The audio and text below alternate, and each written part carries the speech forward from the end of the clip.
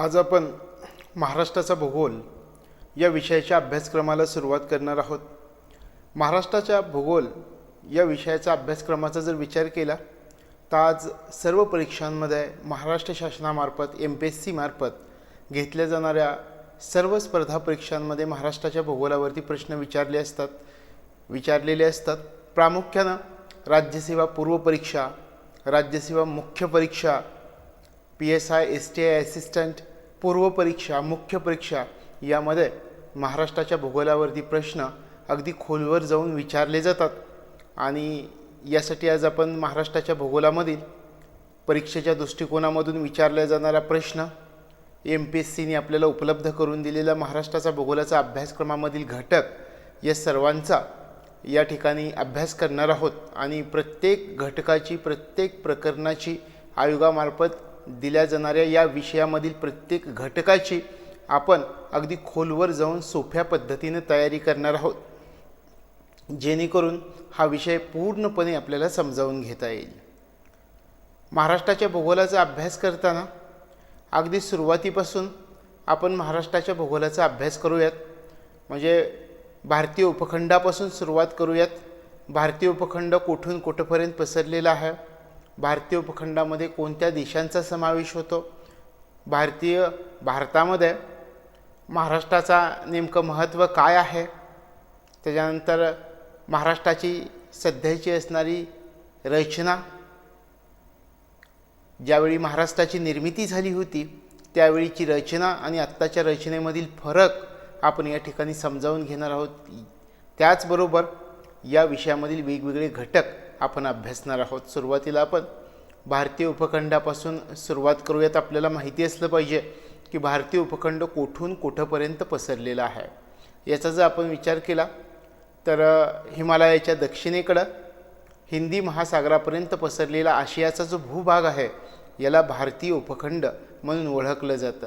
भारतीय उपखंडामध्ये अनेक देशांचा समावेश होतो, पण याच्यामध्ये आपली लक्षात ठेवायची गोष्ट एक आहे की भारतीय उपखंडामध्ये जरी अनेक देशांचा समावेश होत असला तरीसुद्धा त्यामध्ये भारत हा सर्वात मोठा देश आहे, म्हणून याला भारतीय उपखंड असं म्हटलं जातं. हे या ठिकाणी लक्षात ठेवावं. भारतीय उपखंडामध्ये कोणकोणत्या देशांचा समावेश होतो याचा जर आपण विचार केला तर भारत, पाकिस्तान, बांगलादेश, श्रीलंका, भूतान, नेपाळ, मालदीव यांचा समावेश भारतीय उपखंडामध्ये होतो. आणि भारतीय उपखंडामधील जे देश आहे हे देशांनी मिळून एक संघटना स्थापन केलेली आहे, त्याला सार्क म्हणून ओळखलं जातं. यालाच सार्क हे संक्षिप्त रूप आहे. याला south Asian association for regional cooperation या नावाने ओळखलं जातं. अशा प्रकारे सार्क या संघटनेची स्थापना भारतीय उपखंडातील देशांनी केलेली आहे. महाराष्ट्राचा जर विचार केला तर महाराष्ट्र राज्य जे आहे ते भारताच्या मध्यवर्ती भागामध्ये आहे. उत्तर भारत आणि दक्षिण भारत यांना एकत्रित आणणारी भूमी म्हणून महाराष्ट्राला ओळखलं जातं किंवा महाराष्ट्राचं महत्त्व आहे असं आपल्याला म्हणता येईल. यानंतर आपण महाराष्ट्राचा अक्षावृत्तीय आणि रेखावृत्तीय विस्तार समजावून घेऊयात. महाराष्ट्राच्या अक्षांश विस्ताराचा जर आपण विचार केला तर 15°44' उत्तर अक्षवृत्त आणि 22°6' उत्तर अक्षवृत्त असा अक्षांश विस्तार महाराष्ट्राचा आहे. पण हाच अक्षांश विस्तार 15°8' उत्तर अक्षवृत्त ते 22°1' उत्तर अक्षवृत्त याप्रमाणे सांगितला जातो.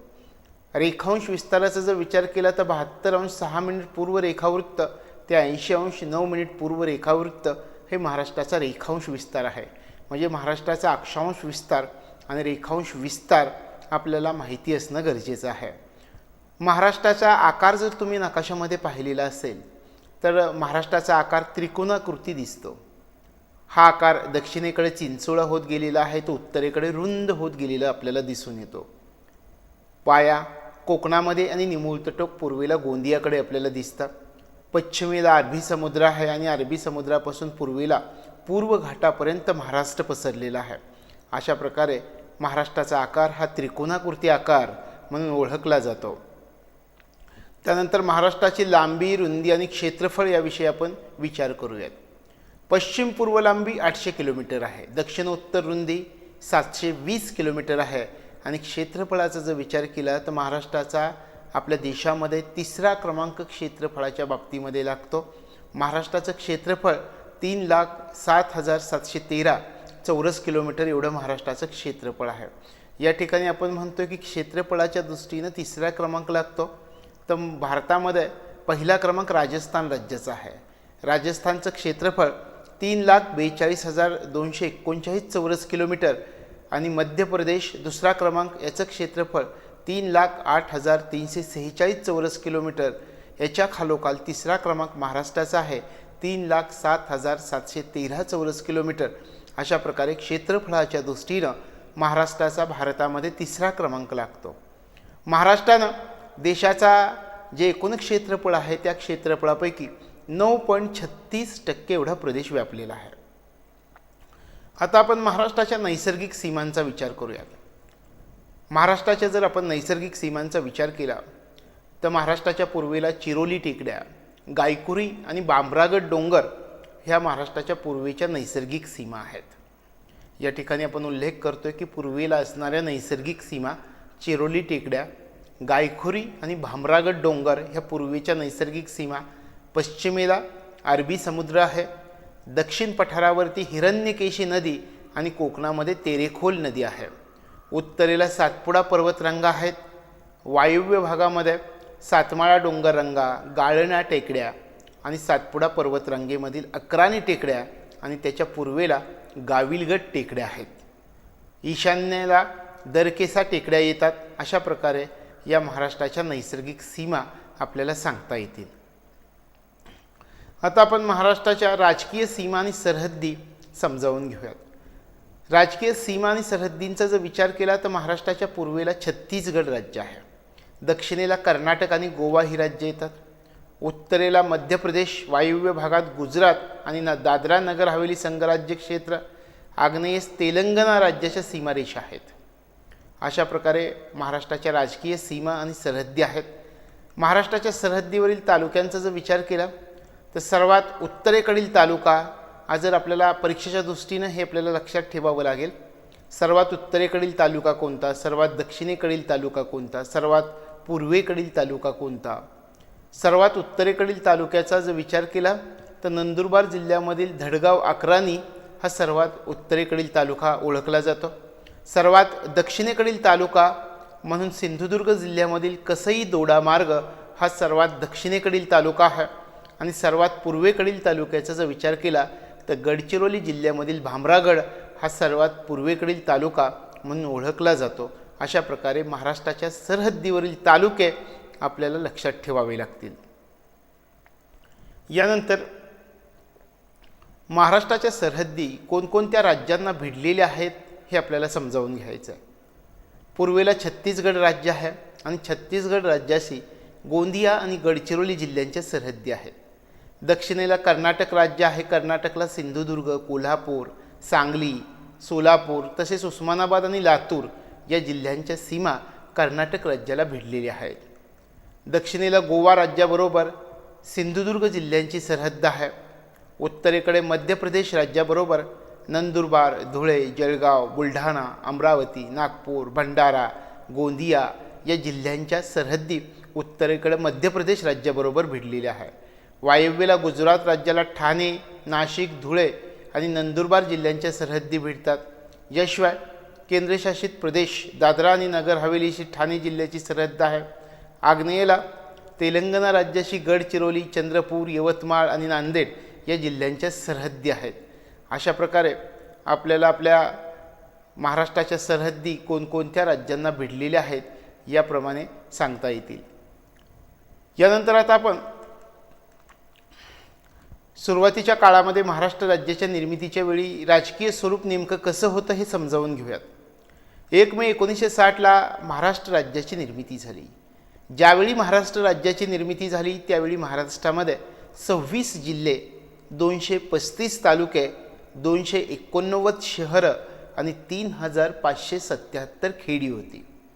आता या ठिकाणी 4 प्रशासकीय विभाग ज्यावेळी महाराष्ट्राची निर्मिती झाली त्यावेळी होते। यामध्ये मुंबई म्हणजे कोकण, पुणे, औरंगाबाद आणि नागपूर हे 4 प्रशासकीय विभाग महाराष्ट्राच्या निर्मितीच्या वेळी होते। सध्याचा विचार केला तर सध्या 6 प्रशासकीय विभाग आहेत आणि हे 6 प्रशासकीय विभाग म्हणजे कोकण विभाग, पुणे विभाग, नाशिक विभाग, औरंगाबाद विभाग, अमरावती विभाग आणि नागपूर विभाग, हे 6 प्रशासकीय विभाग आपल्याला सध्याचे प्रशासकीय विभाग म्हणून सांगता येतील. आता आपण महाराष्ट्राचे जे प्रशासकीय विभाग आहेत त्या प्रशासकीय विभागांवर प्रश्न कसे येतील या दृष्टिकोनामधून या प्रशासकीय विभागांची तयारी करूयात. महाराष्ट्राचे जे प्रशासकीय विभाग आहेत त्या प्रशासकीय विभागांमध्ये जिल्ह्यांची संख्या किती आहे, तालुक्यांची संख्या किती आहे, त्यानंतर प्रत्येक प्रशासकीय विभागामध्ये कोणत्या जिल्ह्यांचा समावेश होतो हे समजावून घेऊयात. सुरुवातीला कोकण प्रशासकीय विभाग. कोकण प्रशासकीय विभागामध्ये जिल्ह्यांची संख्या 7 येते. या 7 जिल्ह्यांमध्ये मुंबई शहर, मुंबई उपनगर, ठाणे, रायगड, रत्नागिरी, सिंधुदुर्ग आणि पालघर अशा प्रकारे 7 जिल्हे या कोकण प्रशासकीय विभागामध्ये आहेत. कोकण प्रशासकीय विभागामधील तालुक्यांची संख्या आहे 50. त्यानंतर पुणे प्रशासकीय विभाग. पुणे प्रशासकीय विभागामध्ये 5 जिल्ह्यांचा समावेश होतो. यामध्ये पुणे, सांगली, कोल्हापूर, सोलापूर आणि सातारा अशा 5 जिल्ह्यांचा समावेश पुणे प्रशासकीय विभागामध्ये येतो. पुणे प्रशासकीय विभागामध्ये एकूण तालुक्यांची संख्या 58 आहे. त्यानंतर नाशिक प्रशासकीय विभाग. नाशिक प्रशासकीय विभागामध्ये 5 जिल्ह्यांचा समावेश होतो. यामध्ये अहमदनगर, धुळे, नंदुरबार, जळगाव आणि नाशिक असे 5 जिल्हे नाशिक प्रशासकीय विभागामध्ये येतात. आणि नाशिक प्रशासकीय विभागामधील एकूण तालुक्यांची संख्या 54 आहे. त्यानंतर औरंगाबाद प्रशासकीय विभाग. औरंगाबाद प्रशासकीय विभाग या विभागामध्ये 8 जिल्ह्यांचा समावेश होतो. यामध्ये जालना, बीड, परभणी, हिंगोली, लातूर, नांदेड, उस्मानाबाद आणि औरंगाबाद अशा प्रकारे औरंगाबाद प्रशासकीय विभागामध्ये 8 जिल्ह्यांचा समावेश होतो. आणि औरंगाबाद प्रशासकीय विभागामध्ये एकूण तालुक्यांची संख्या 76 आहे. त्यानंतर 5वा प्रशासकीय विभाग म्हणजे अमरावती. अमरावती या प्रशासकीय विभागामध्ये जिल्ह्यांची संख्या एकूण 5 आहे. आणि या 5 जिल्ह्यांमध्ये बुलढाणा, अकोला, वाशिम, यवतमाळ आणि अमरावती अशा 5 जिल्ह्यांचा समावेश अमरावती प्रशासकीय विभागामध्ये होतो.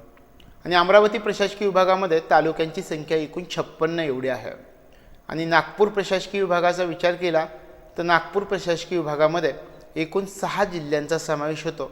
आणि या 6 जिल्ह्यांमध्ये वर्धा, भंडारा, गोंदिया, चंद्रपूर, याशिवाय गडचिरोली आणि नागपूर अशा 6 जिल्ह्यांचा समावेश नागपूर या प्रशासकीय विभागामध्ये येतो. आणि नागपूर या प्रशासकीय विभागामध्ये एकूण तालुक्यांची संख्या आहे 64. अशा प्रकारे महाराष्ट्रामध्ये 6 प्रशासकीय विभागांमध्ये मिळून 36 जिल्हे आणि 358 तालुके आहेत. आता आपल्याला समजावून काय घ्यायचं की या प्रशासकीय विभागावरती कसे प्रश्न विचारले जातील. याच्यामध्ये तालुक्यांची संख्या कोणत्या प्रशासकीय विभागांमध्ये जास्त आहे त्यानुसार उतरता क्रम लावा असं सांगण्यात येईल. त्याच्यामध्ये जर विचार केला आपण तर औरंगाबाद प्रशासकीय विभागामध्ये सर्वाधिक तालुक्यांची संख्या आहे ते 76. त्यानंतर नागपूर प्रशासकीय विभागामध्ये तालुक्यांची संख्या आहे 64. त्यानंतर पुणे प्रशासकीय विभागाचा 3रा क्रमांक लागतो. पुणे प्रशासकीय विभागामध्ये तालुक्यांची संख्या आहे 58. त्यानंतर अमरावती प्रशासकीय विभागाचा 4था क्रमांक आहे. अमरावती प्रशासकीय विभागामध्ये तालुक्यांची संख्या आहे 56. त्यानंतर नाशिक प्रशासकीय विभागाचा क्रमांक लागतो. नाशिक प्रशासकीय विभागामध्ये तालुक्यांची संख्या आहे 54. आणि सर्वात कमी तालुक्यांची संख्या कोकण या प्रशासकीय विभागामध्ये आहे 50.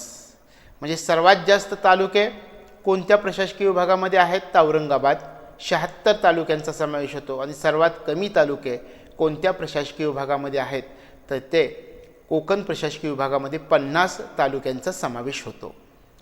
त्यानंतर जसं आपण तालुक्यांची संख्या पाहिली त्याचप्रमाणे या प्रशासकीय विभागामध्ये कोणत्या प्रशासकीय विभागामध्ये जिल्ह्यांची संख्या जास्त आहे हे पण आपल्याला उतरत्या क्रमानुसार जर विचारलं तर औरंगाबाद प्रशासकीय विभागामध्ये जिल्ह्यांची संख्या आहे ते 8. त्यानंतर 2रा क्रमांक आहे कोकण प्रशासकीय विभागाचा, जिल्ह्यांची संख्या आहे ते 7.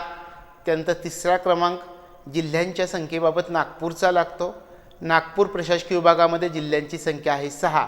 आणि 3 प्रशासकीय विभाग असे आहेत की त्यामधील जिल्ह्यांची संख्या समान आहे, ती आहे 5.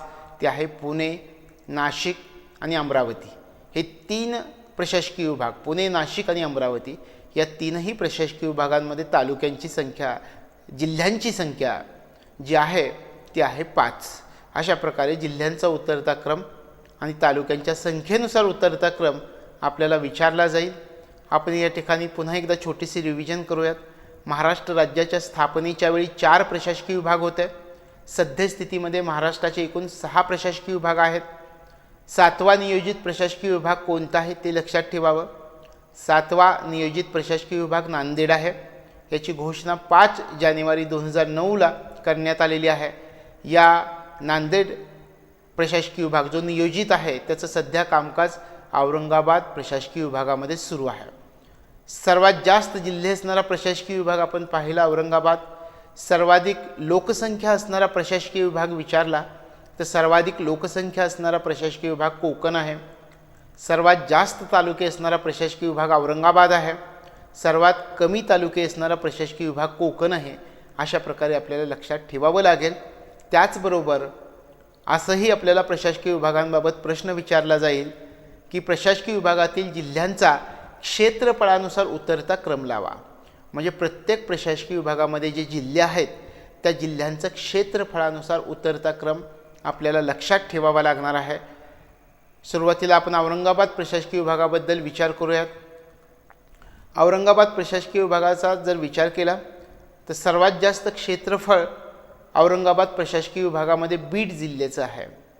बीडचं क्षेत्रफळ 10,993 चौरस किलोमीटर एवढं आहे. बीडनंतर नांदेडचा क्रमांक लागतो, त्यानंतर जालना, त्यानंतर उस्मानाबाद, त्यानंतर लातूर, त्यानंतर परभणी, त्यानंतर हिंगोली. अशा प्रकारे औरंगाबाद जिल्ह्यातील जिल्ह्यांचा क्षेत्रफळानुसार उतरता क्रम आपल्याला सांगता येईल. औरंगाबाद प्रशासकीय विभागामधील सर्वात जास्त क्षेत्रफळ असणारा जिल्हा बीड 10,993 चौरस किलोमीटर.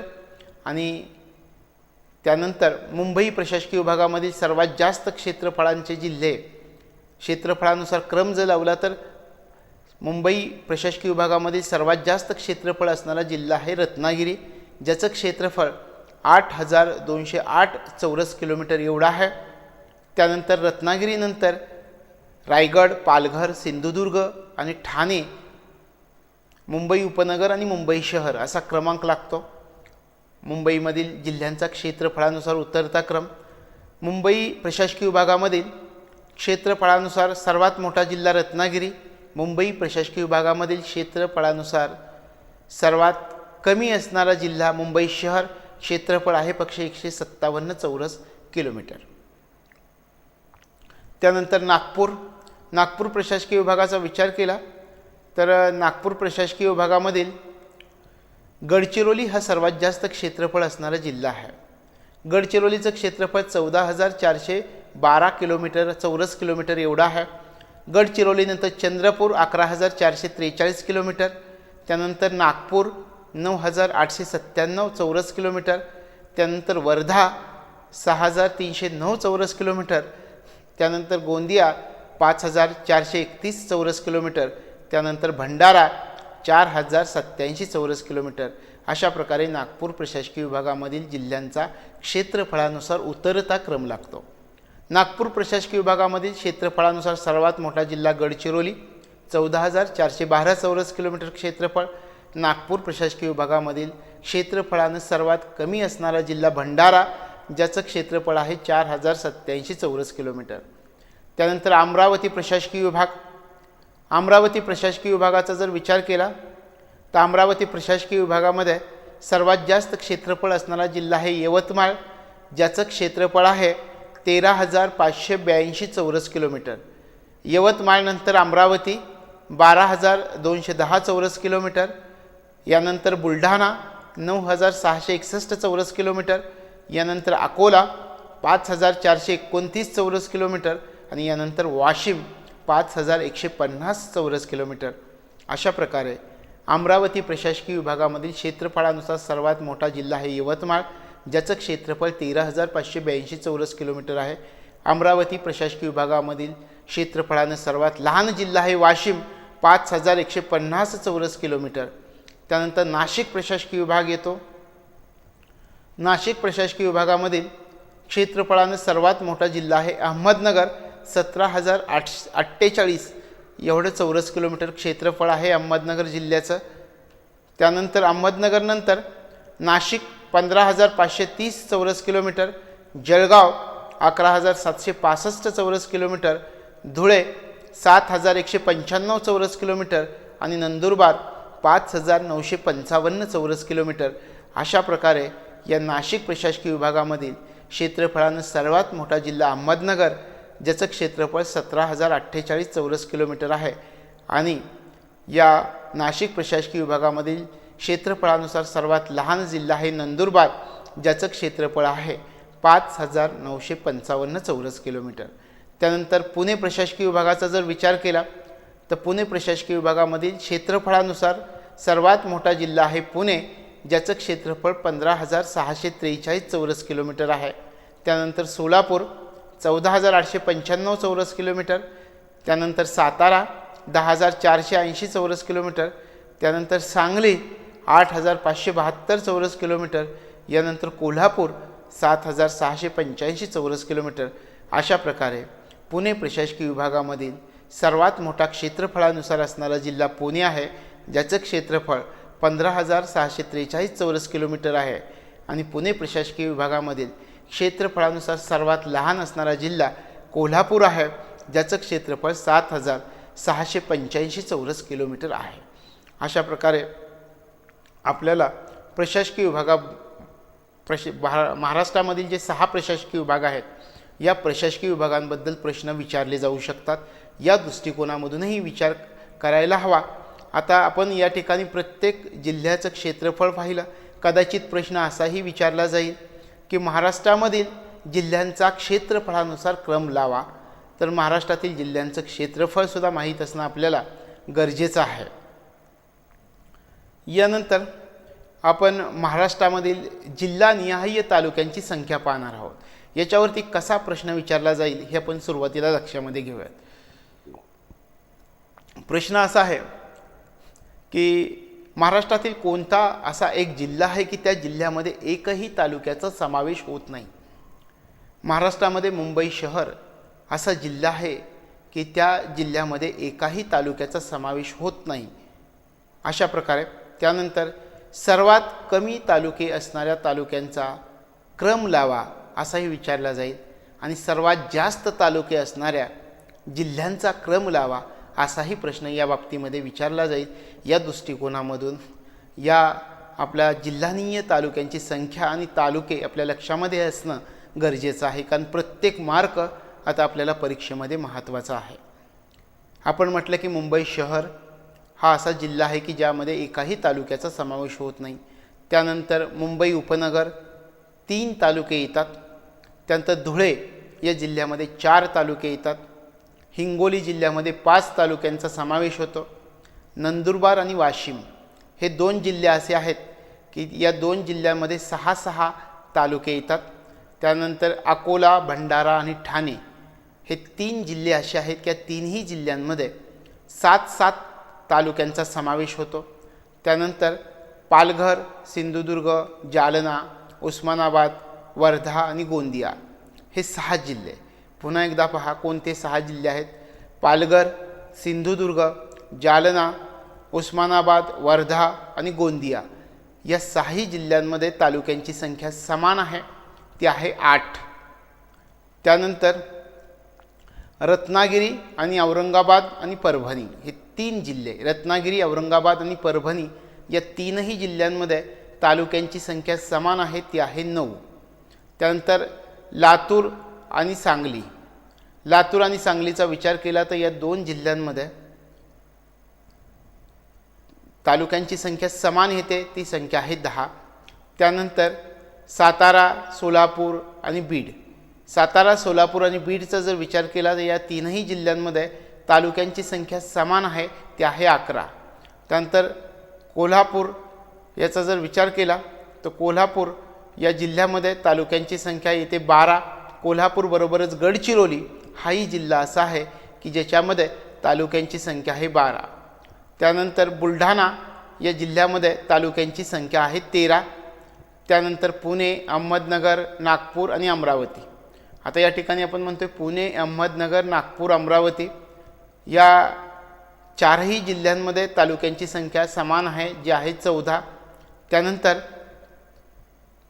चंद्रपूर, रायगड, नाशिक, जळगाव. चंद्रपूर, रायगड, नाशिक, जळगाव या चारही जिल्ह्यांमध्ये तालुक्यांची संख्या समान आहे, ती आहे 15. आणि त्यानंतर नांदेड आणि यवतमाळ हे 2 जिल्हे असे आहेत की ज्यामध्ये तालुक्यांची संख्या आहे 16. अशा प्रकारे सर्वात जास्त तालुके असणारे जिल्हे आणि सर्वात कमी तालुके असणारे जिल्हे आपल्याला लक्षामध्ये ठेवावे लागतील. यानंतर आपण जिल्हा आणि जिल्ह्यातील सारख्या नावाचे तालुके समजावून घेणार आहोत. या ठिकाणी काही तालुके असे आहेत की ज्यांची नावं समान आहेत वेगवेगळ्या जिल्ह्यांमध्ये. उदाहरणार्थ कळंब तालुका घ्या. कळंब तालुक्याचा जर विचार केला तर कळंब तालुका यवतमाळमध्ये पण येतो आणि उस्मानाबाद जिल्ह्यामध्ये पण येतो, म्हणजे नावं समान आहेत. त्यानंतर मालेगाव या तालुक्याचा जर विचार केला तर आपल्याला नाशिकचं नाव आठवतं, पण मालेगाव नावाचा तालुका वाशिम जिल्ह्यामध्ये सुद्धा आहे. सेलू नावाचा तालुका परभणी आणि वर्धा जिल्ह्यांमध्ये समान नावे असणारे तालुके आहेत. यानंतर नांदगाव हा तालुका नाशिक जिल्ह्यामध्ये आहे. त्याचप्रमाणे नांदगाव खंडेश्वर हा तालुका अमरावती जिल्ह्यामध्ये सुद्धा येतो. त्यानंतर कारंजा हा तालुका वर्धा जिल्ह्यामध्ये पण आहे आणि कारंजा हा तालुका वाशिम जिल्ह्यामध्ये सुद्धा आहे. त्यानंतर शिरूर हा तालुका पुणे जिल्ह्यामध्ये पण येतो आणि शिरूर कासार हा तालुका बीड जिल्ह्यामध्ये सुद्धा आहे. म्हणजे वेगवेगळ्या जिल्ह्यांमध्ये कोणकोणत्या तालुक्यांची नावं समान आहेत हेही आपल्याला या ठिकाणी लक्षामध्ये ठेवावं लागेल. यानंतर आपण महाराष्ट्रामधील वेगवेगळ्या विभागांना असणारी प्रादेशिक नावं आणि त्यांची वैशिष्ट्ये समजावून घेऊयात. महाराष्ट्रातील वेगवेगळ्या विभागांना नावं देण्यात आलेली आहेत. उदाहरणार्थ आपण कोकण असं नाव दिलेलं आहे. देश हा विभाग येतो. घाटमाता, मावळ, खानदेश, विदर्भ, मराठवाडा अशी वेगवेगळ्या विभागांना नावं दिली गेलेली आहेत. आता या नावांविषयी आपण माहिती समजावून घेऊयात. कोकण या विभागाचा जर विचार केला तर सह्याद्री पर्वत आणि अरबी समुद्राच्या दरम्यान असलेली जी अरुंद किनारपट्टी आहे तिला कोकण असं म्हटलं जातं आणि कोकणामध्ये एकूण 7 जिल्ह्यांचा समावेश होतो. त्यानंतर देश या विभागाचा जर विचार केला तर सह्याद्रीच्या पूर्व बाजूला महाराष्ट्राचा देश हा प्रादेशिक विभाग आहे आणि यामध्ये पुणे विभागामधील पुणे, सातारा, सांगली, कोल्हापूर, सोलापूर या 5 जिल्ह्यांबरोबरच नाशिक विभागामधील नाशिक आणि अहमदनगर या जिल्ह्यांचा समावेश होतो. देश या विभागामध्ये एकूण 7 जिल्ह्यांचा समावेश होतो. त्यानंतर घाटमाता हा सह्याद्री पर्वताचा जो उंचवट्याचा भाग आहे त्याला घाटमाता म्हणून ओळखलं जातं आणि मावळ म्हणजे सह्याद्रीच्या पूर्वेकडील उतरणीचा जो भाग आहे त्याला मावळ प्रांत म्हणून ओळखलं जातं. त्यानंतर खानदेश हा जो प्रादेशिक विभाग आहे तो उत्तर महाराष्ट्रामधील तापी खोऱ्यामधले धुळे, नंदुरबार आणि जळगाव या जिल्ह्यांना मिळून खानदेश असं म्हटलं जातं. खानदेशामध्ये ज्या जमिनी आहेत त्या सुपीक जमिनी आहेत, काळ्या जमिनी आहेत आणि या ठिकाणची जी पिकं प्रसिद्ध आहेत ती म्हणजे कापूस आणि केळी ही पिकं खानदेशामधली महाराष्ट्रामध्ये प्रसिद्ध आहेत. त्यानंतर मराठवाडा म्हणजे मध्य महाराष्ट्रामधील गोदावरीचं खोरं. मध्य महाराष्ट्रामधील गोदावरीच्या खोऱ्याला मराठवाडा असं प्रादेशिक नाव आहे. हा प्रदेश वृक्ष प्रदेश म्हणून ओळखला जातो. गोदावरीच्या तीरावर नेवासे, पैठण यासारखी तीर्थक्षेत्र असतात. मराठवाड्यामध्ये औरंगाबाद या प्रशासकीय विभागाचा समावेश होतो. मराठवाड्यामध्ये एकूण 8 जिल्ह्यांचा समावेश होतो. विदर्भ, नागपूर विभागाला विदर्भ किंवा वराड या नावाने व्यवहारामध्ये संबोधलं जातं. या ठिकाणी सुपीक काळी जमीन आहे आणि या ठिकाणची कापूस आणि संत्री ही पिकं प्रसिद्ध आहेत. याशिवाय या प्रादेशिक विभागामध्ये अमरावती विभागामधील 5 जिल्हे आणि नागपूर प्रशासकीय विभागामधील 6 जिल्हे अशा एकूण 11 जिल्ह्यांचा समावेश विदर्भ या विभागामध्ये होतो. अशा प्रकारे हे वेगवेगळे प्रादेशिक विभाग आहेत. यानंतर आपण महाराष्ट्रामध्ये निर्माण करण्यात आलेले नवीन जिल्हे म्हणजे ज्यावेळेस महाराष्ट्र राज्याची निर्मिती झाली 1 मे 1960ला त्यावेळी महाराष्ट्रामध्ये 26 जिल्हे होते आणि आत्ता आपण सद्यस्थितीचा जर विचार केला तर आज महाराष्ट्रामध्ये 36 जिल्ह्यांचा समावेश होतो. मग महाराष्ट्राच्या निर्मितीनंतर ज्या 10 नवीन जिल्ह्यांची निर्मिती झाली, ते नवीन जिल्हे कोणते आहेत, कोणत्या जिल्ह्याचं विभाजन करून नवीन जिल्ह्याची निर्मिती करण्यात आली, केव्हा करण्यात आली आणि जिल्ह्याची निर्मिती होत असताना त्यावेळचे मुख्यमंत्री कोण होते, हे आपण या ठिकाणी पाहणार आहोत. 10 नवीन जिल्ह्यांची निर्मिती झाली आपण असं म्हणतो. सुरुवातीला 1 मे 1981ला 2 नवीन जिल्ह्यांची निर्मिती करण्यात आली. यावेळी रत्नागिरी जिल्ह्यामधून सिंधुदुर्ग आणि औरंगाबाद जिल्ह्यामधून जालना या 2 नवीन जिल्ह्यांची निर्मिती 1 मे 1981ला करण्यात आली. यावेळी श्री अंतुले हे महाराष्ट्राचे मुख्यमंत्री होते. त्यानंतर 1982मध्ये सुद्धा आणखी 2 नवीन जिल्ह्यांची निर्मिती करण्यात आली.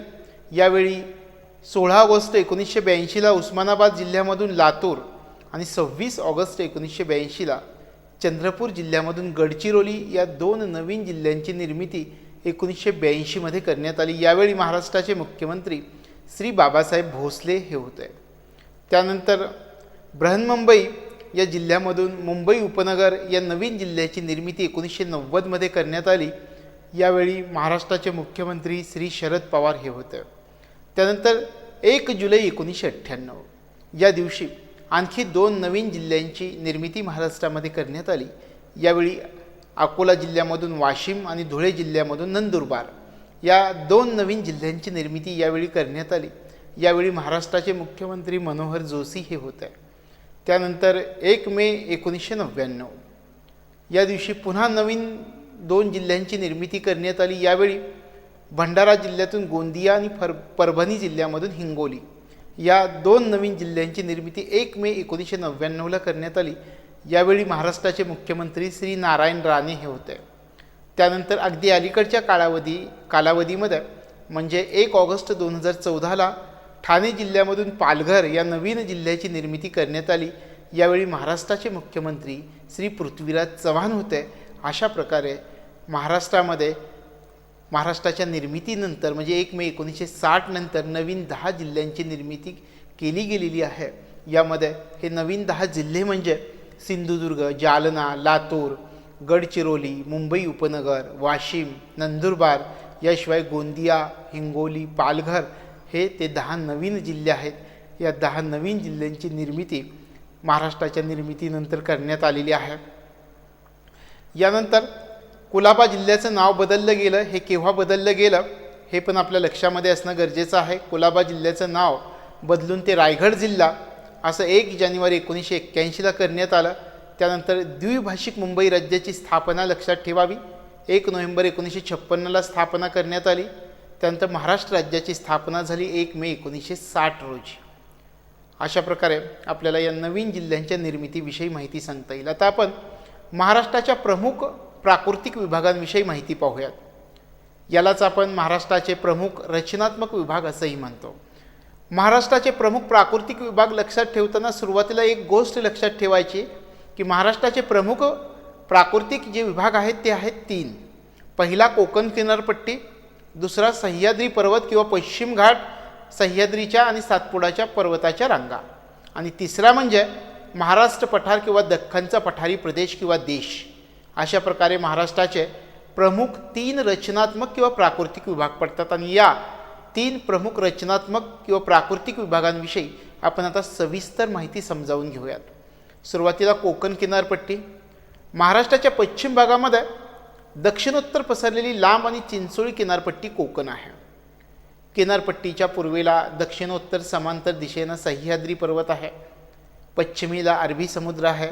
सह्याद्री पर्वत आणि अरबी समुद्र यांच्या दरम्यान असलेल्या या लांबट चिंचोळ्या सखल भागाला कोकण म्हणून ओळखलं जातं. आता आपण कोकणची निर्मिती कशी झाली ते समजावून घेऊयात. महाराष्ट्राच्या पश्चिमेला आणि अरबी समुद्राला लागून असलेल्या सह्याद्री पर्वताचा प्रस्तरभंग झाला आणि कोकण किनारपट्टीची निर्मिती झाली. म्हणजे सह्याद्री पर्वताचा प्रस्तरभंग होऊन कोकण किनारपट्टीची निर्मिती झाली. याच वेळेस किनाऱ्याचं निमज्जन किंवा खचन म्हणजे काय हे पण आपल्या लक्षामध्ये ठेवणं गरजेचं आहे. किनारपट्टीवरती समुद्राची पातळी जेव्हा उंचवली जाते त्यावेळी किनाऱ्याचं निमज्जन किंवा किनाऱ्याचं खचन झालं असं समजलं जातं. आता आपण कोकणाची लांबी, रुंदी आणि क्षेत्रफळ याविषयी माहिती समजावून घेऊयात.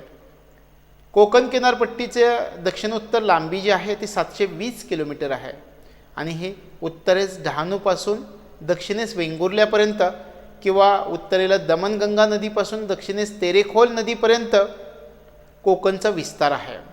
आणि कोकणाच्या रुंदीचा जर विचार केला तर कोकणाची रुंदी सर्वत्र समान नाही, कारण पश्चिम घाटामुळं कोकणाची रुंदी सर्वत्र समान नाही, हे लक्षात ठेवावं. सरासरी रुंदीचा जर विचार केला तर सरासरी रुंदी 30 ते 60 किलोमीटर एवढी आहे. उत्तरेकडं रुंदी उल्हास नदीच्या खोऱ्यामध्ये कोकणाची रुंदी 100 किलोमीटर एवढी आहे. दक्षिणेकडे 40 ते 45 किलोमीटर इतकी कमी रुंदी आहे. कोकणाचं भौगोलिक क्षेत्रफळ सुमारे 30,394 चौरस किलोमीटर एवढं कोकणाचं क्षेत्रफळ आहे. अशा प्रकारे कोकणाची लांबी, रुंदी आणि क्षेत्रफळ याविषयी आपल्याला माहिती सांगता येईल.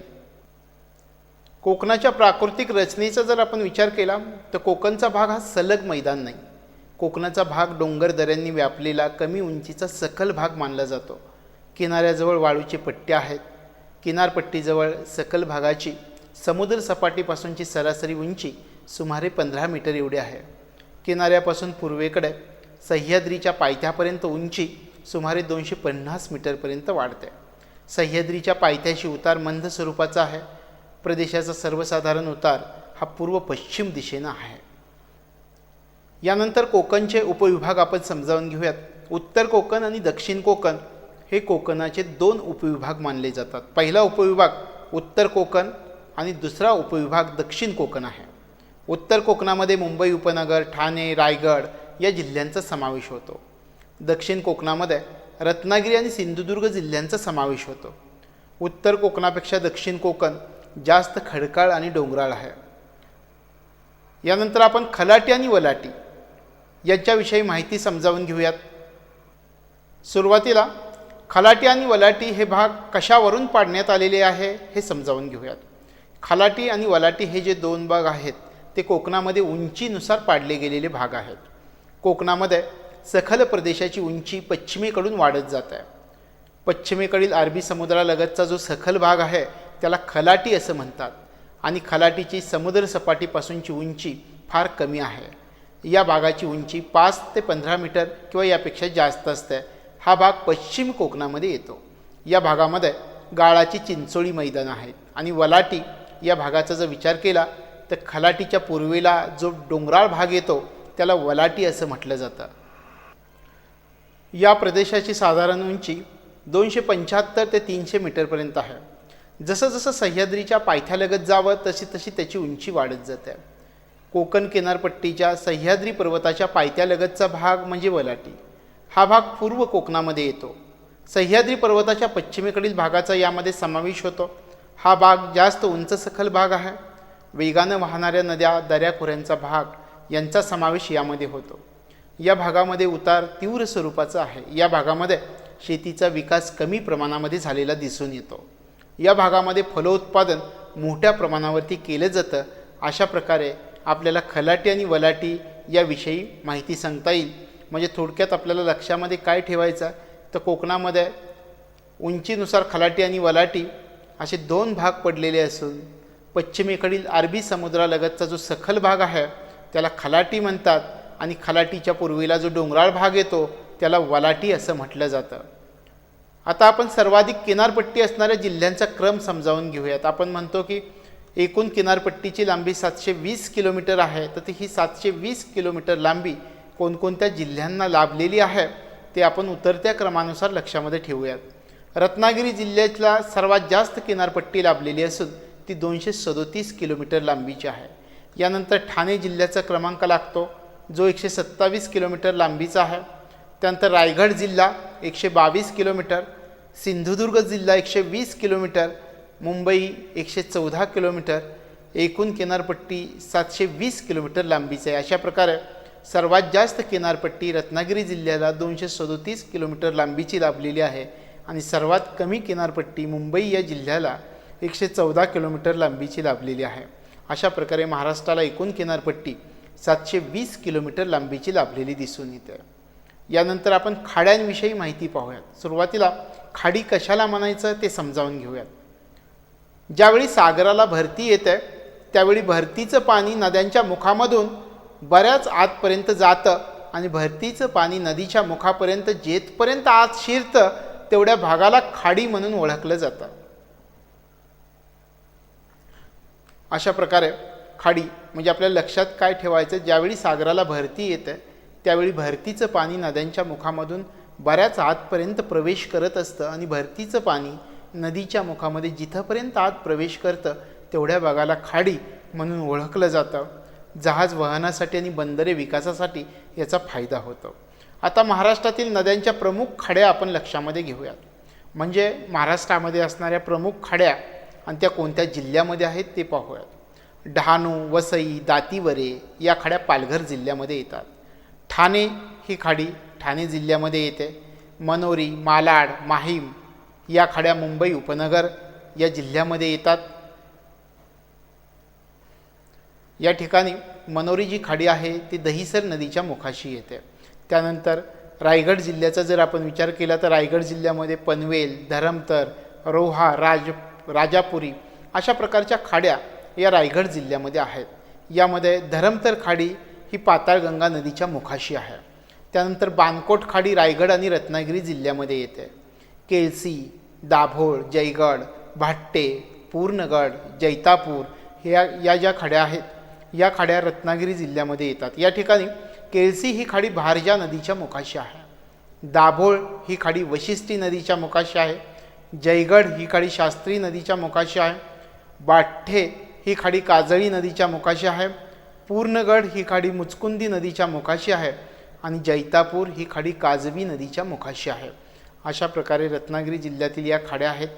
त्यानंतर देवगड, आचरा, कलावली आणि कर्ली या खाड्या सिंधुदुर्ग जिल्ह्यामध्ये येतात. या ठिकाणी या खाड्या लक्षात ठेवताना महाराष्ट्रातील सर्वात मोठी खाडी म्हणून धरमतर खाडी लक्षात ठेवावी. धरमतर खाडी ही पाताळगंगा नदीच्या मुखाशी तयार होणारी खाडी आहे आणि ती खाडी रायगड जिल्ह्यामध्ये आहे हे लक्षात ठेवणं गरजेचं आहे. खाड्यांबरोबरच सागरी किल्ले सुद्धा महत्त्वाचे आहेत. कोकणामधील सागरी किल्ले कशाला म्हणतात हे पण आपण लक्षात घेऊयात. महाराष्ट्रामध्ये काही किल्ले सागर किनाऱ्यावरती अथवा समुद्रातील खडकांवरती बांधलेले आहेत.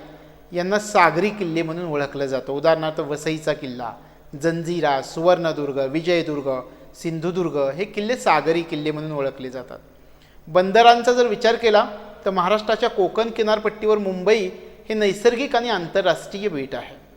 मुंबई बंदराचा ताण कमी व्हावा यासाठी मुंबईजवळ नावासेवा हे बंदर उभारण्यात आलेलं आहे.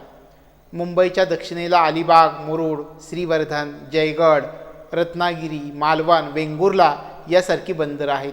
महाराष्ट्रामध्ये एकूण बंदरांचा विचार केला तर महाराष्ट्रामध्ये एकूण 49 बंदरं आहेत.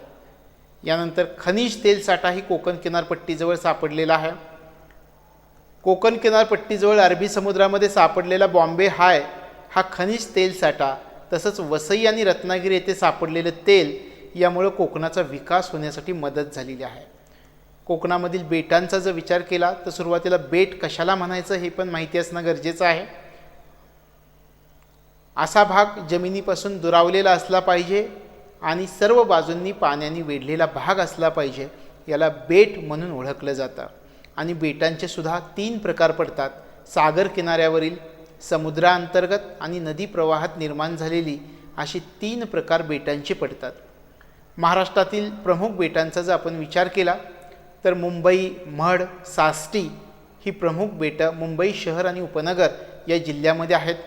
त्यानंतर कुर्टे हे बेट सिंधुदुर्ग जिल्ह्यामध्ये आहे.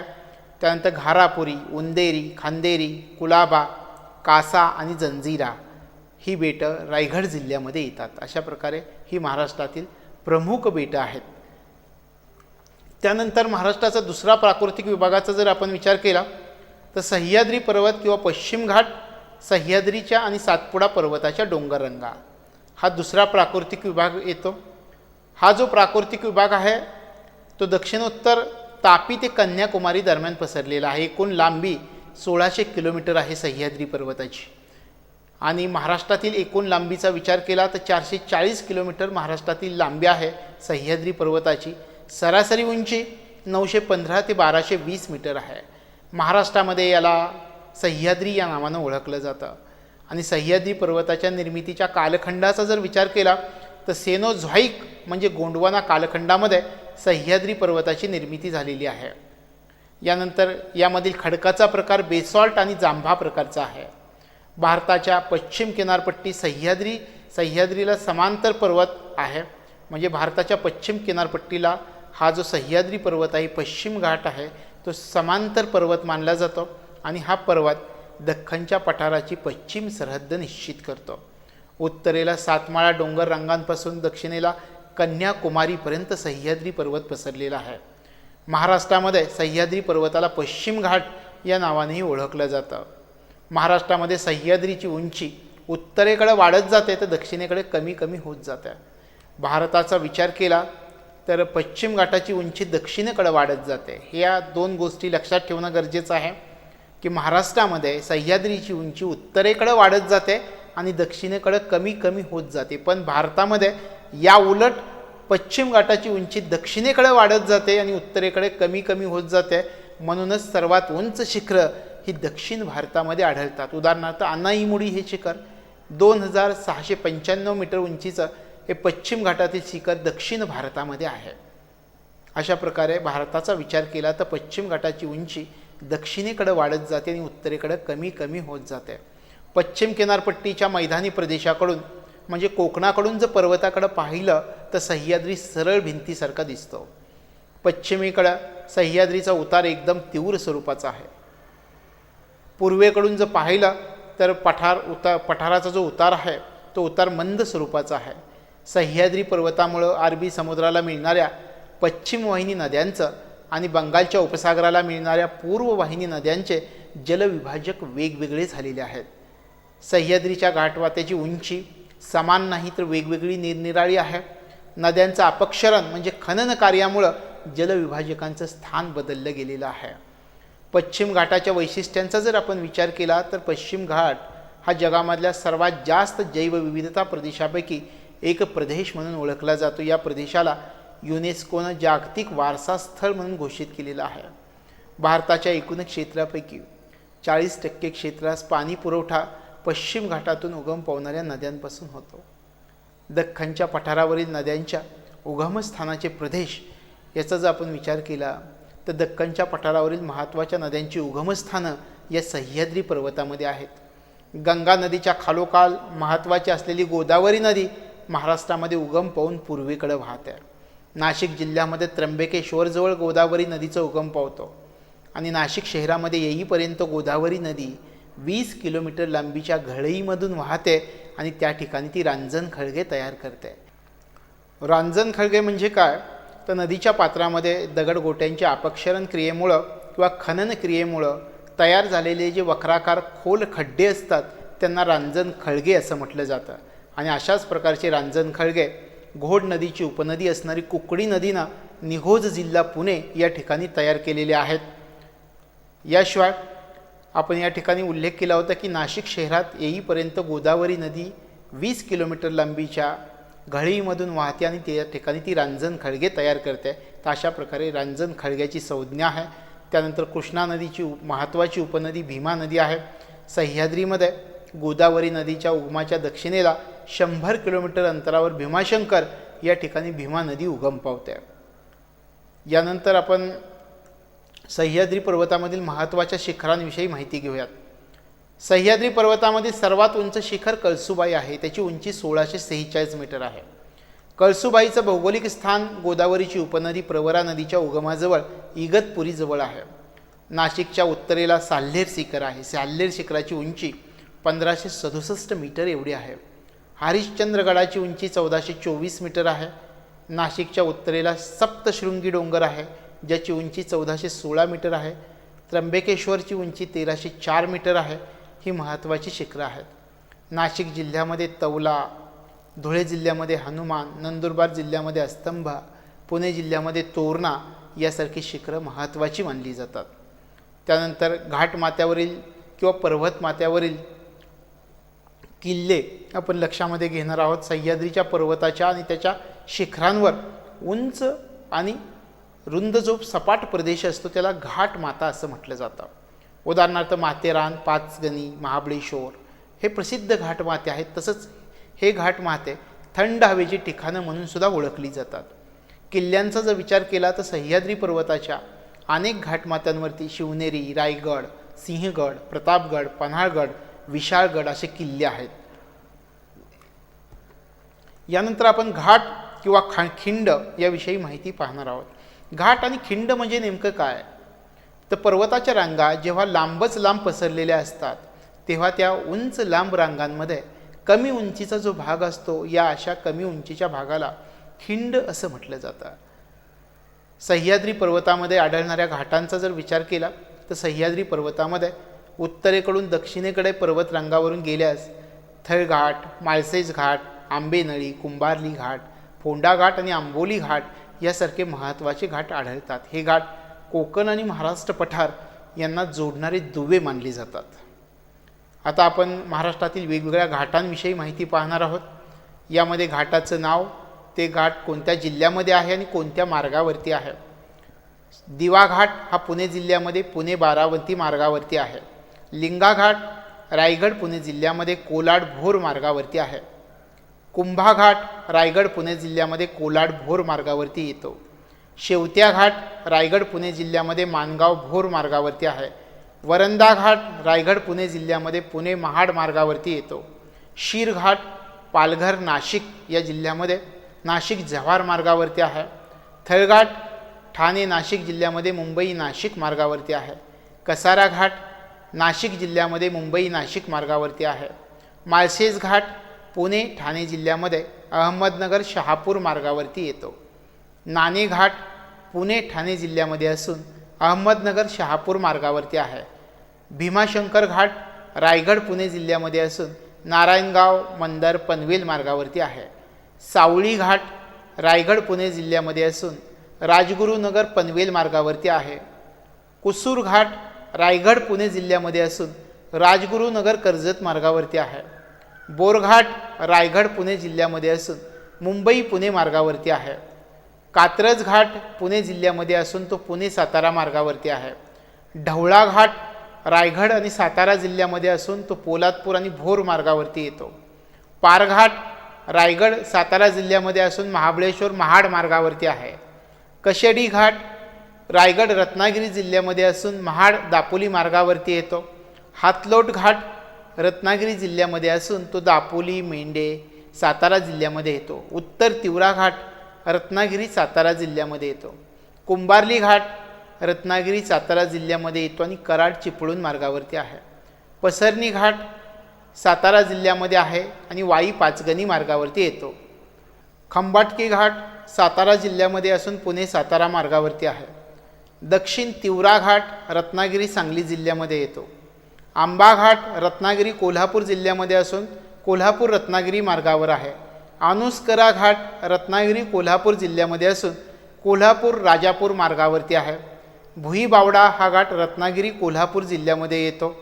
त्यानंतर करूळ घाट रत्नागिरी कोल्हापूर जिल्ह्यामध्ये असून तो कोल्हापूर वैभववाडी राजापूर मार्गावरती आहे. यानंतर फोंडा घाट रत्नागिरी कोल्हापूर जिल्ह्यामध्ये असून कोल्हापूर कणकवली पणजी मार्गावरती आहे. हनुमंत घाट रत्नागिरी कोल्हापूर जिल्ह्यामध्ये येतो. आंबोली घाट रत्नागिरी कोल्हापूर जिल्ह्यामध्ये आहे. कोल्हापूर सावंतवाडी मार्गावरती येतो. सामघाट रत्नागिरी कोल्हापूर जिल्ह्यामध्ये आहे. चंदनपुरी घाट अहमदनगर जिल्ह्यामध्ये असून संगमनेर पुणे मार्गावरती चंदनपुरी घाट आहे.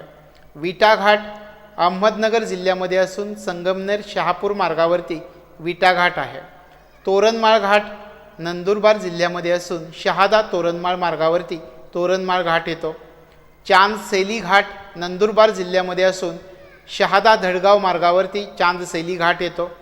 कोंडाईवारी घाट धुळे जिल्ह्यामध्ये असून साक्री नवापूर मार्गावरती कोंडाईवारी घाट आहे.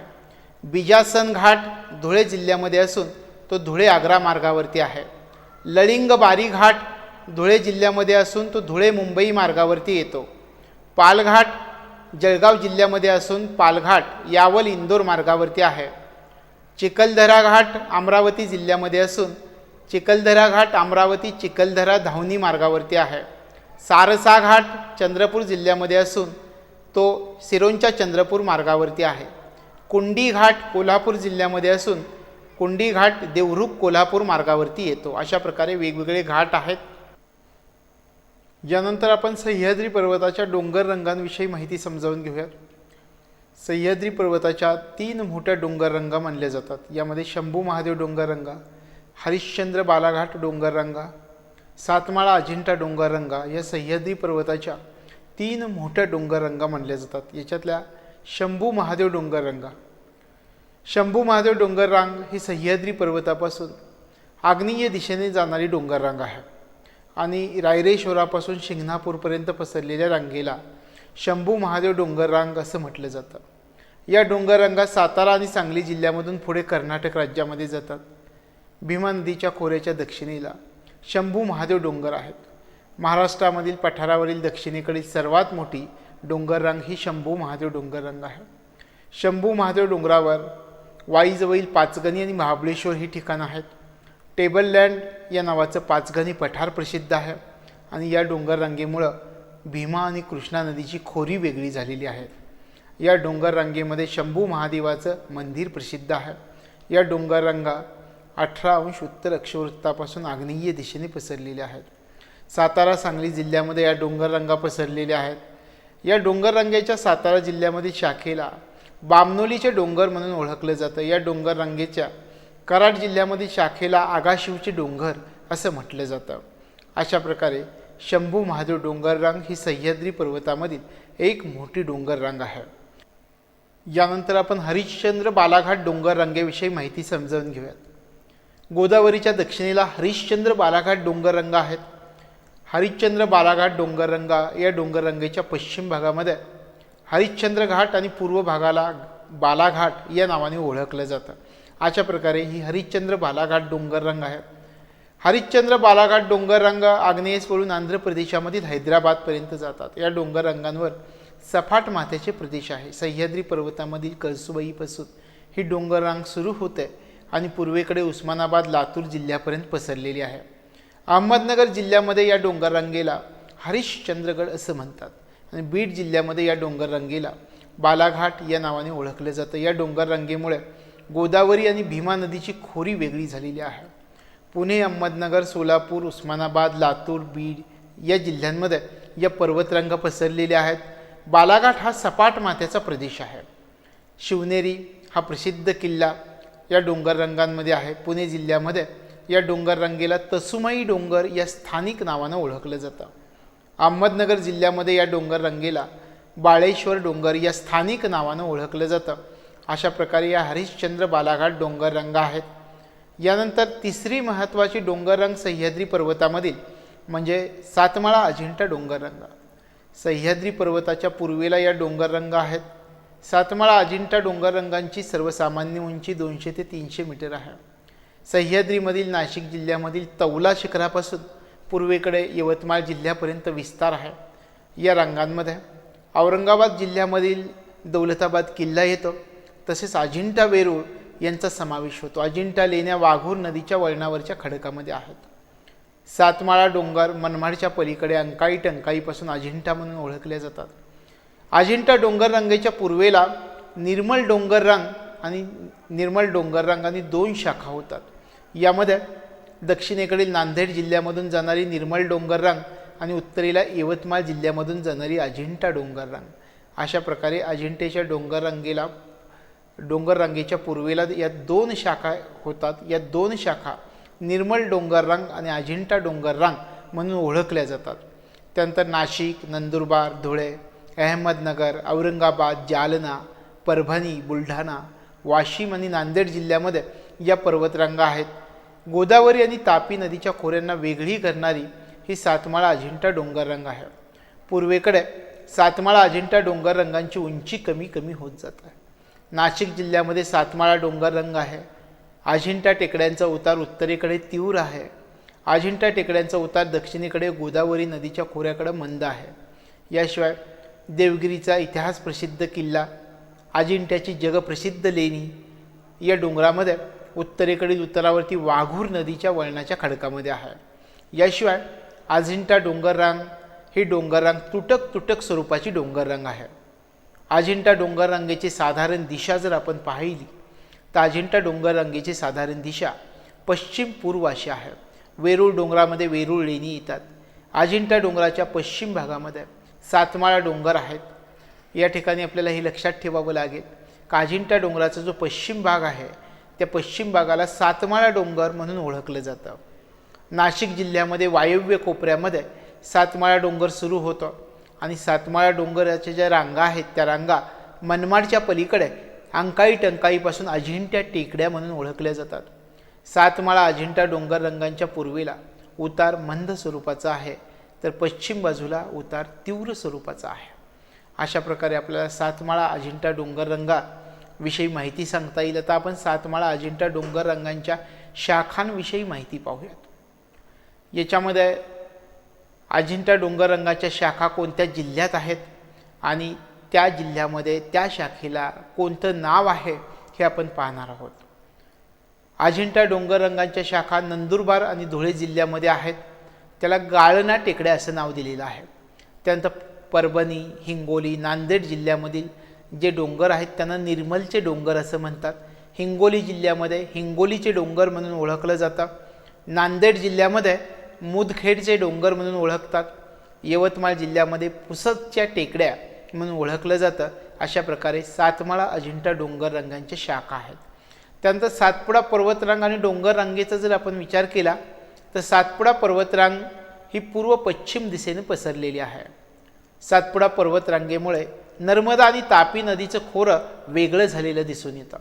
याशिवाय महाराष्ट्रामध्ये सातपुडा डोंगररांगा या उत्तर महाराष्ट्रामध्ये येतात. नंदुरबार जिल्ह्यामध्ये पश्चिम भागामध्ये तोरणा पठार आहे. या तोरणा पठाराची उंची 1036 मीटर एवढी आहे. सर्वात जास्त उंचीचं शिखर अस्तंबा डोंगर असून त्याची उंची 1325 मीटर आहे. अस्तंबा डोंगरावरून तापी नदीचं पात्र दिसतं. सातपुडा पर्वतरांगांचा काही भाग अमरावती जिल्ह्याच्या उत्तर भागामध्ये आहे. त्याला गाविलगड टेकड्या म्हणून ओळखलं जातं. सातपुडा पर्वतामधील वैराट हा डोंगर महत्त्वाचा मानला जातो. वैराट शिखराची उंची 1177 मीटर आहे. चिखलदरा या शिखराची उंची 1115 मीटर एवढी आहे, 1115 मीटर. त्यानंतर अमरावतीमधील गाविलगड टेकड्यांचा दक्षिण उतार हा उतार अतिशय तीव्र स्वरूपाचा उतार मानला जातो. त्यानंतर तोरणमाळच्या डोंगराचा जर विचार केला तर तोरणमाळचा डोंगर नंदुरबार जिल्ह्यामध्ये पसरलेला आहे. याची उंची 1036 मीटर एवढी आहे. तोरणमाळच्या डोंगरामधील शिखर अस्तंबा शिखर 1325 मीटर उंचीचा. तोरणमाळ हे थंड हवेचं ठिकाण वायव्य महाराष्ट्रामधील एकमेव थंड हवेचं ठिकाण म्हणून ओळखलं जातं. त्यानंतर गाविलगड आणि मेळघाटचे डोंगर अमरावती जिल्ह्याच्या उत्तर भागामध्ये या डोंगररांगा पसरलेल्या आहेत. हा भाग घनदाट जंगलांनी व्यापलेला आहे. बैराट हे गाविलगड टेकड्यांमधील सर्वात मोठे शिखर आहे. बैराट शिखराची उंची 1177 मीटर आहे. चिखलदरा हे थंड हवेचं ठिकाण 1118 मीटर उंचीवरती आहे. अशा प्रकारे हे गाविलगड आणि मेळघाटचे डोंगर आहेत. त्यानंतर पूर्वेकडील महाराष्ट्रामधील डोंगर आणि टेकड्या यांचा आपल्या परीक्षेच्या दृष्टिकोनामधून विचार केला तर महाराष्ट्राच्या पूर्व भागामध्ये अनेक लहान मोठ्या टेकड्या आहेत. या टेकड्या कोणत्या जिल्ह्यांमध्ये आहेत हे आपल्याला लक्षामध्ये ठेवावं लागेल. याच्यामध्ये गरमसूर, अंबागड आणि मनसर ह्या टेकड्या नागपूर जिल्ह्यामध्ये आहेत. त्यानंतर भामरागड, सूरजगड, चिरोली, चांदूरगड, चिमूर या टेकड्या चंद्रपूर आणि गडचिरोली जिल्ह्यामध्ये येतात. त्यानंतर दरकेसा, नवेगाव या ज्या टेकड्या आहेत त्या भंडारा जिल्ह्यामध्ये आहेत. अशा प्रकारे या टेकड्या कोणत्या जिल्ह्यामध्ये आहेत हे आपल्याला लक्षात ठेवावं लागणार आहे. त्यानंतर महाराष्ट्रामधील जी शिखरं येतात ती शिखरं त्यांच्या उंचीनुसार उतरता क्रम माहिती असणं आपल्याला आवश्यक आहे. तर उंचीनुसार उतरता क्रम आपण पाहूयात. यामध्ये आपण शिखराचं नाव आणि त्याच्या शिखराची उंची किती आहे हे आपल्याला लक्षामध्ये ठेवावं लागणार आहे. जोड्यांच्या स्वरूपामध्ये हा प्रश्न विचारला जातो.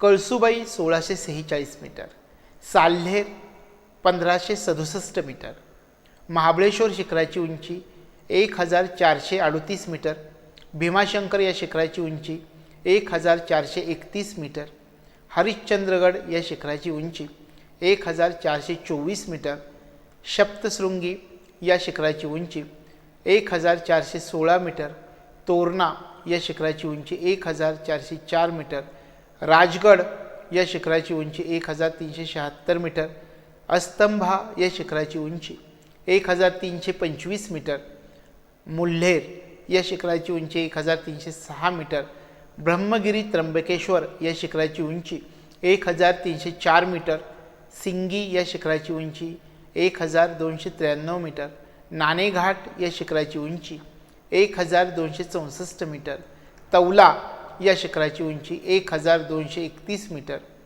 त्यानंतर ताम्हनी या शिखराची उंची 1226 मीटर, बैराट या शिखराची उंची 1177 मीटर, चिखलदरा या शिखराची उंची 1115 मीटर आणि हनुमान या शिखराची उंची 1063 मीटर. अशा प्रकारे महाराष्ट्रातील उंचीनुसार महत्त्वाची शिखरं माहिती असणं आपल्याला आवश्यक आहे. त्यानंतर महाराष्ट्रामधील प्रमुख शिखरं आणि ती प्रमुख शिखरं कोणत्या जिल्ह्यामध्ये आहेत आणि कोणत्या पर्वतांमध्ये आहेत हेही आपल्याला माहिती असणं आवश्यक आहे. म्हणून आपण शिखराचं नाव, ते शिखर कोणत्या जिल्ह्यामध्ये आहे, ते शिखरा संबंधित टेकड्यांची नावं, शिखराचं नाव कळसूबाई, संबंधित जिल्ह्याचं नाव अहमदनगर नाशिक आहे. कळसूबाई हे शिखर अहमदनगर नाशिक जिल्ह्यामध्ये आणि कळसूबाई शिखर सह्याद्री पर्वतामध्ये आहे. साल्हेर हे शिखर नाशिक जिल्ह्यामध्ये सह्याद्री पर्वतामध्ये येतं. महाबळेश्वर हे शिखर सातारा जिल्ह्यामध्ये सह्याद्री पर्वतामध्ये आहे. हरिश्चंद्रगड हे शिखर अहमदनगर जिल्ह्यामध्ये सह्याद्री पर्वतामध्ये आहे. सप्तशृंगी हे शिखर नाशिक जिल्ह्यामध्ये सह्याद्री पर्वतामध्ये आहे. तोरणा हे शिखर पुणे जिल्ह्यामध्ये सह्याद्री पर्वतामध्ये आहे.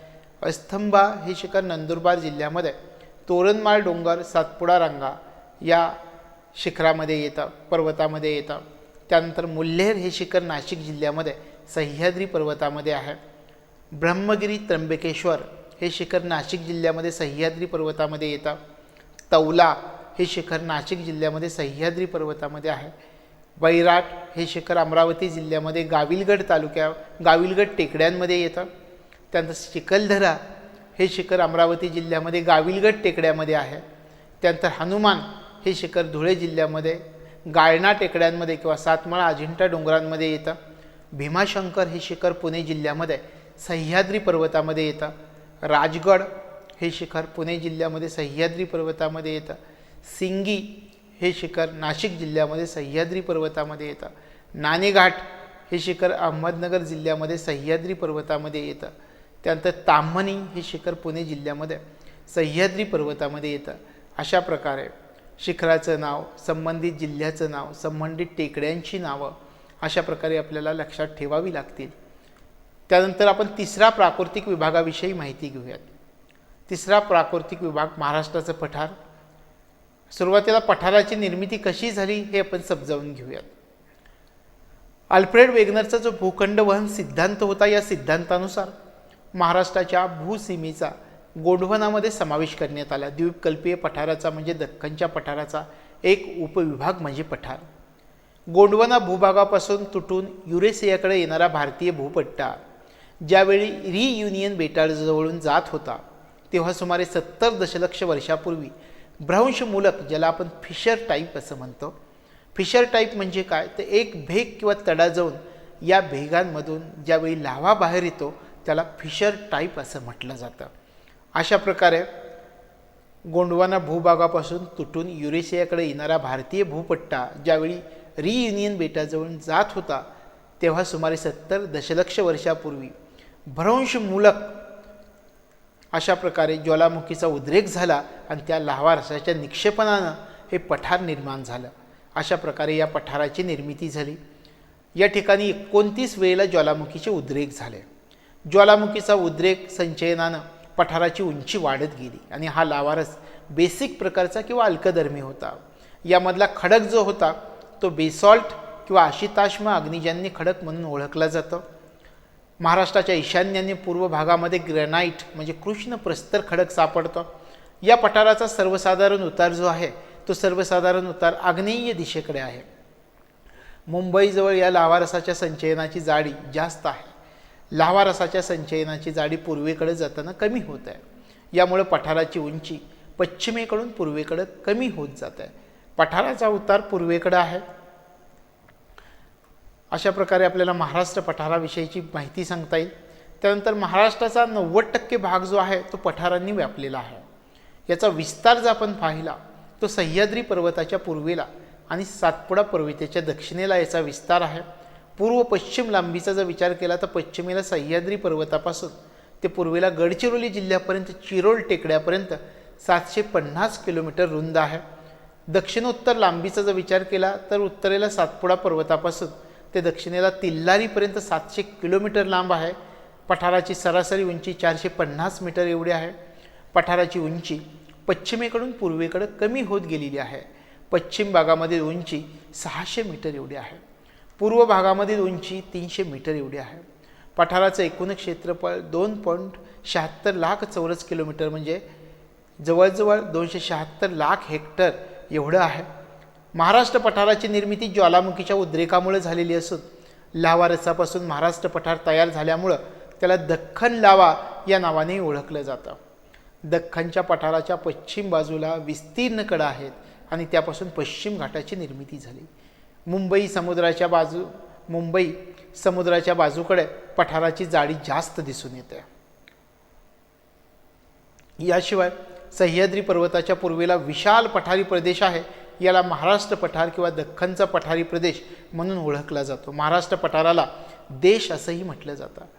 महाराष्ट्राचा पठारी प्रदेश दख्खनच्या पठाराचा सर्वात मोठा भाग मानला जातो. नद्यांच्या खोऱ्यांनी महाराष्ट्र पठाराची निर्मिती झाली. महाराष्ट्र पठाराचा सर्वसाधारण उतार पश्चिमेकडून पूर्वेकडे आहे. महाराष्ट्र पठाराची पश्चिम सरहद्द सह्याद्री पर्वताने निश्चित झालेली आहे. महाराष्ट्र पठाराची उत्तर आणि पूर्व सरहद्द सर्वसाधारणपणे 300 मीटर सर्वोच्च रेषेनं तयार झालेली आहे. महाराष्ट्र पठाराची पूर्व पश्चिम लांबी 750 किलोमीटर आहे. महाराष्ट्र पठाराचं अंतर सह्याद्री पर्वताच्या पूर्व उतारापासून विदर्भामधील गोंदिया जिल्ह्यामधील दरकैसा टेकड्या, भंडारा जिल्ह्यामधील गायखोरी डोंगर, गडचिरोली जिल्ह्यामधील सुरजागड, भामरागड आणि चिरोली टेकड्यांपर्यंत आहे. महाराष्ट्र पठाराची दक्षिणोत्तर रुंदी सुमारे 700 किलोमीटर एवढी आहे.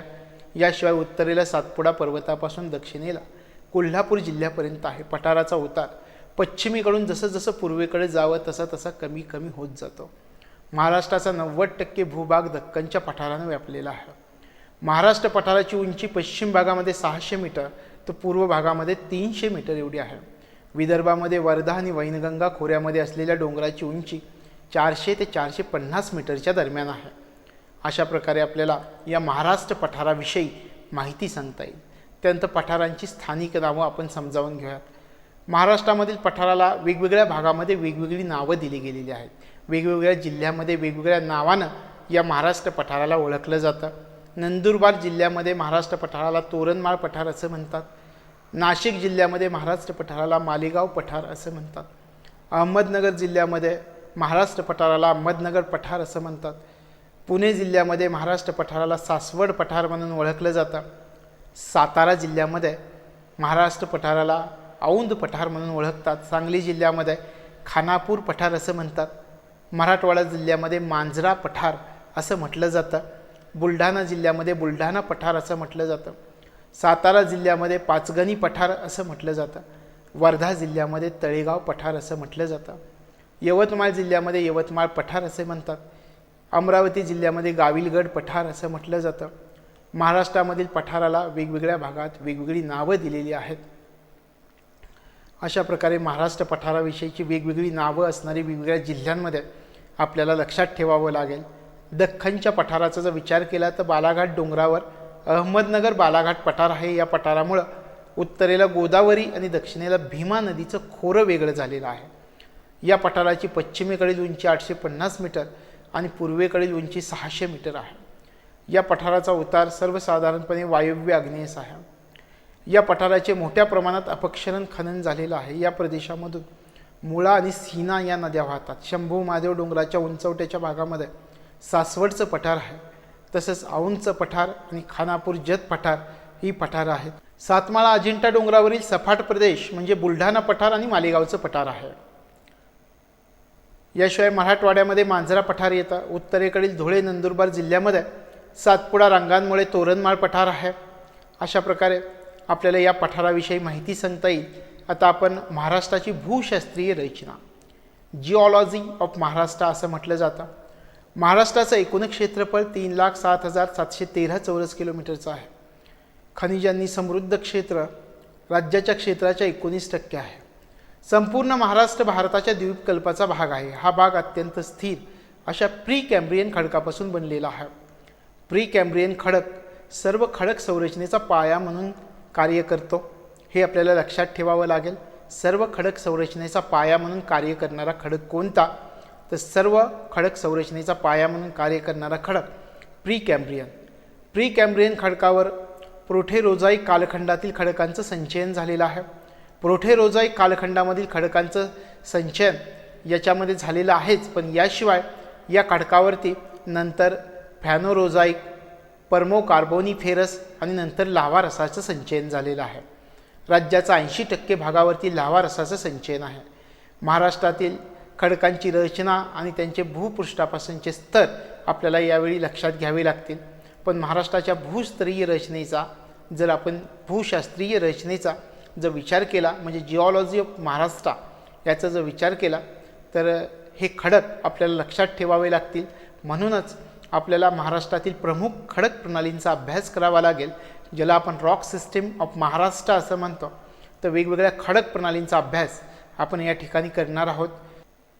महाराष्ट्रामधील प्रमुख खडक प्रणालीचा विचार केला असता सुरुवातीला आर्कियन कालखंडामधील खडकांविषयी माहिती पाहूयात. हा अतिप्राचीन असा खडक मानला जातो. आर्कियन ही संज्ञा J.D. डॅना यांनी 1782 साली प्रस्तावित केलेली होती. आर्कियन खडक हा पृथ्वीच्या कवचामधील सर्वात जुना खडक मानला जातो. या खडकामध्ये साधारणपणे जीवाश्म आढळून येत नाही. अतिप्राचीन असल्यामुळे हा खडक महाराष्ट्राच्या भूखंडाचा पायाभूत खडक मानला जातो. महाराष्ट्राच्या पूर्वेकडील भंडारा, गोंदिया, चंद्रपूर, गडचिरोली जिल्ह्यांमध्ये हा खडक आढळून येतो. मराठवाड्याच्या काही भागांमध्ये आणि नांदेड जिल्ह्यामध्ये या प्रकारचे खडक आढळतात. या प्रकारच्या खडकामध्ये धातू, खनिजे, विशेषतः लोह आणि मॅंगनीजचं प्रमाण जास्त असतं.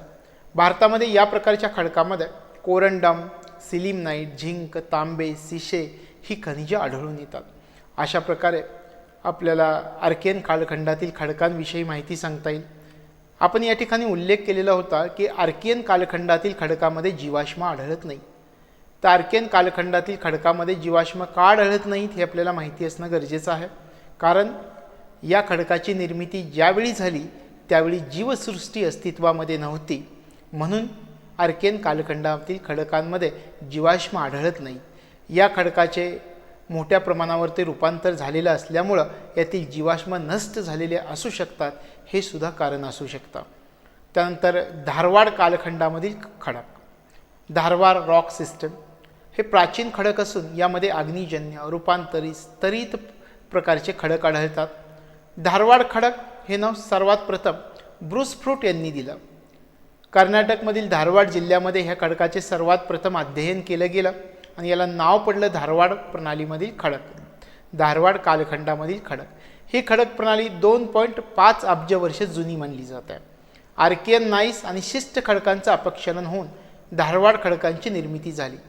ही स्तरित खडकांचे रूपांतर झालेली पहिली खडक प्रणाली मानली जाते. हे खडक लोह, मॅंगनीज, लेड, झिंक, सोने, चांदी अशा धातू खनिजांनी समृद्ध असतं. या प्रणालीमधील चॅम्पियन प्रणाली कर्नाटकमध्ये आहे. या ठिकाणी या प्रणालीमध्ये सोनं सापडतं.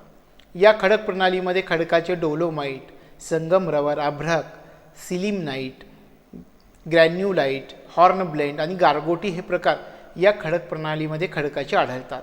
हा खडक प्रामुख्याने महाराष्ट्रामध्ये भंडारा, चंद्रपूर, सिंधुदुर्ग या ठिकाणी सापडतो. मॅंगनीज हा प्रमुख धातू या खडकांमध्ये सापडतो. अशा प्रकारे धारवाड कालखंडामधील खडक महत्त्वाचे आहेत.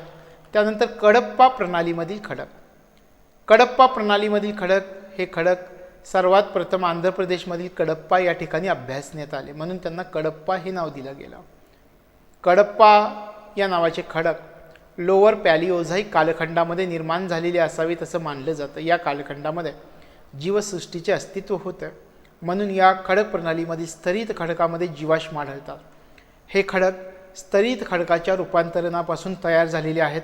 या प्रणालीमधील खडक पूर्व महाराष्ट्र, यवतमाळ आणि चंद्रपूर, वर्धा नदीचं खोरं, कोल्हापूर, सिंधुदुर्ग या परिसरामध्ये या प्रणालीमधील खडक आढळतात. सिमेंट, लोह, पोलाद कारखान्यामध्ये चुनखडीचा वापर केला जातो. डोलोमाइटचा वापर सिमेंट कारखान्यामध्ये केला जातो. अशा प्रकारे ह्या खडप्पा प्रणालीमधील खडक महत्त्वाचे खडक मानले जातात. त्यानंतर विंध्ययन कालखंडामधील खडक, ज्याला आपण विंध्ययन रॉक सिस्टीम असं म्हणतो, या खडकाची निर्मिती लोअर पॅलिओझॉइक कालखंडामध्ये झाली. विंध्य पर्वत हे गंगेचं मैदान आणि दख्खनचं पठार यांना विभाजित करतात. या खडक प्रणालीला विंध्य पर्वतावरून नाव दिलं गेलेलं आहे.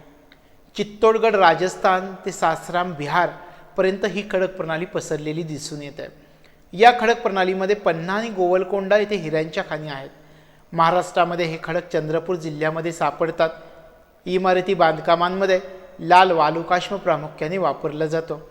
अशा प्रकारे विंध्ययन कालखंडातील खडकांचं महत्त्व आपल्याला सांगता येईल. त्यानंतर गोंडवाना कालखंडातील खडक, गोंडवाना रॉक सिस्टम. कार्बोनिफेरस कालखंडामध्ये भूअंतर्गत भागामध्ये हालचाली होऊन बराच भाग खचला गेलेला होता. या खडक प्रणालीमध्ये भारतामधील महत्त्वाचे दगडी कोळशाचे साठे आढळतात. या भागामधील वनांचे अवशेष या खचलेल्या भागामध्ये गाळानं दडपून गेले आणि कालांतरानं या वनांच्या अवशेषांपासून दगडी कोळशाची निर्मिती झाली. पर्मो कार्बोनिफेरस काळामध्ये वनांवर गाळाचं निक्षेपण झालं आणि दगडी कोळशाची निर्मिती झाली. हा खडक दामोदर, सोन नदीचा प्रदेश तसेच राजमहाल टेकड्यांच्या प्रदेशामध्ये आहे. या प्रणालीमधील खडक पूर्व महाराष्ट्रामधील नागपूर, चंद्रपूर, अमरावती, यवतमाळ ह्या ठिकाणी सापडतात. या खडक प्रणालीला कार्बोनिफेरस खडक प्रणाली, द्रविडियन खडक प्रणाली म्हणून ओळखलं जातं. या प्रकारच्या खडक प्रणालीमध्ये उच्च प्रतीचा कोळसा म्हणजे बिटुमिनस प्रकारचा कोळसा सापडतो. त्यानंतर ज्वालामुखीचे खडक, यालाच क्रॅटिशियस खडक प्रणाली म्हणून ओळखलं जातं. याची निर्मिती क्रॅटिशियस कालखंडामध्ये 65 दशलक्ष वर्षांपूर्वी झाली आणि हा कालखंड मेसोझॉइक युगाचा भाग मानला जातो. या कालखंडामध्ये मेक्सिकोच्या आखातामध्ये एव्हरेस्ट एवढ्या उंच उल्कांचा आघात झाला आणि त्यापासून जीव ऊर्जा मुक्त झाली आणि नंतरच्या ज्वालामुखी उद्रेकामुळं डायनोसॉरचा अंत घडून आला. भारतीय द्वीपकल्प गोंडवाना भूभागापासून तुटून युरेशियाकडे जाताना मार्गामधील रियुनियन बेटाजवळ, या ठिकाणी रियुनियन बेट लक्षात ठेवावं लागेल. या रियुनियन बेटाजवळ 29 वेळा झालेल्या ज्वालामुखी उद्रेकानं या प्रणालीची निर्मिती झाली. यामध्ये बेसिक प्रकारचे खडक म्हणजे बेसॉल्ट खडकांचं प्रमाण जास्त आहे. या लावारसाच्या संचयनाची जाडी काही ठिकाणी 3000 मीटर एवढी आहे. महाराष्ट्राचा 80% भाग या खडक प्रणालीपासून निर्माण झालेला आहे. बेसॉल्ट म्हणजे आशिताश्म हा खडक आर्थिकदृष्ट्या महत्त्वाचा मानला जातो. बेसॉल्टचा वापर स्थानिक बांधकामामध्ये केला जातो. त्यानंतर जलजन्य खडक प्रणाली, सेडिमेंटरी रॉक सिस्टम, याची निर्मिती सेनझॉइक युगामधील टर्शरी आणि क्वार्टनरी कालखंडामध्ये झाली. या खडक प्रणालीची निर्मिती प्लिस्टोसिन कालखंडामध्ये हिमनदीच्या अपक्षरण आणि निक्षेपण कार्यामुळे झाली. या खडक प्रणालीचा उदय 35 ते 60 दशलक्ष वर्षापूर्वी झाला. महाराष्ट्रामधील जलजन्य खडक प्रणाली गोदावरी, वर्धा, वैनगंगा, तापी, भीमा, कृष्णा या नद्यांच्या खोऱ्यामध्ये गाळाचं संचयन होऊन तयार झाली. इमारत बांधकाम, सिमेंट, विटा तयार करण्यासाठी या खडकांचा वापर होतो. शेतीसाठी या खडकाची मृदा अत्यंत उपयुक्त असते. अशा प्रकारे आपल्याला या जलजन्य खडक प्रणालीविषयी माहिती सांगता येईल.